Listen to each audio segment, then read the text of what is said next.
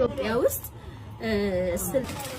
ያላችሁ አንድ ፍሬ ሳሙና 65 ብር 75 ብር 65 ብር 60 ብር እቺ ማለት ነው። እቺ ሳሙና 70 ብር ናት ኢትዮጵያ ውስጥ የሚሸጠው። ምን ልበልሽ እያንዳንድሽ እዛ ዝላይሽ ብርሽን ዳባከኝ ይሄ አተሽ ቅማል ይባላሻል። አንድ ቀን ብርሽን እዛ 5 አመት 10 አመት ሰራው ብለሽ ለማንም 20 ሺህ 30 ሺህ እየበተንሽ እየገፈተርሽ ውይ ሲያሳዝን እኔም ልርዳው አንቺ ከተረጂነት ሳትላቀቂ ማለት ነውና አግባብ የሌለው አስተጣጥም የምትሰጡ ሴቶች የውላችሁ ገንዘብ አይናገርማ። ገንዘብ ነው መጠቀሚያ ነው። ገንዘብ አይናገርም አይደል? ተናግሮ ግን ያዋርድሻል። ገንዘብ መቼ እንደሆነ ታውቂያለሽ የሚገባሽ ተቸግረሽ ኢቨን ሳሙና እንኳን የልብሶች ማጠቢያ የገላሽ መታጠቢያ ወይም ደግሞ የልጆችሽ ልብስ ማጠቢያ የሳሙና ብር ያጣሽ ቀን ተናግሮ ይሰድብሻል ማለት ነው ገንዘብ። ስለዚህ ገንዘብ ግፍ አለው። የአጠቃቀም ስልት ይኖራችሁ። አብዝቶ ረጂ ወር እስከ ወር ያለውን የወሩን ደሞዝ በሙሉ ለእርዳታ ማባከን የለባችሁም።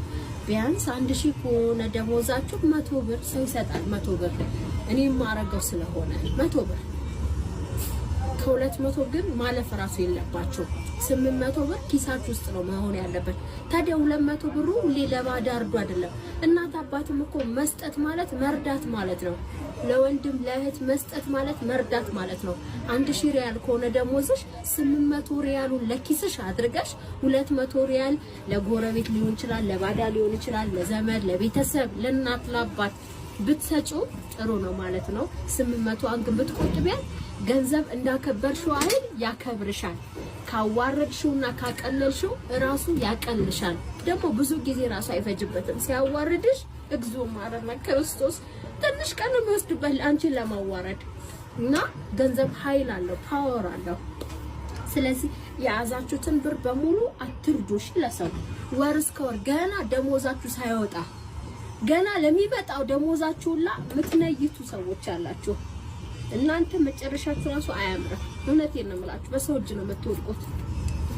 እና ቆጠቡ፣ ጎብዙ፣ ስሩ፣ ጠንክሩ እና መኖሪያ ቤት ከሰራችሁ በኋላ ከመኖሪያ ቤታችሁ ደግሞ ፊት ለፊት ትንሽ የኪዮክስ ሱቅ ሰርታችሁ በኪዮክሱ ሱቅ ደግሞ ማለት ነው እንደዚህ አይነት ሸቀጥ ሱቅ አስገብታችሁ የቤታችሁ ወጪ ማህበራዊ የለቅሶ የድር ሰው ሲወልድ ይዋጣል፣ ሲታመም ይዋጣል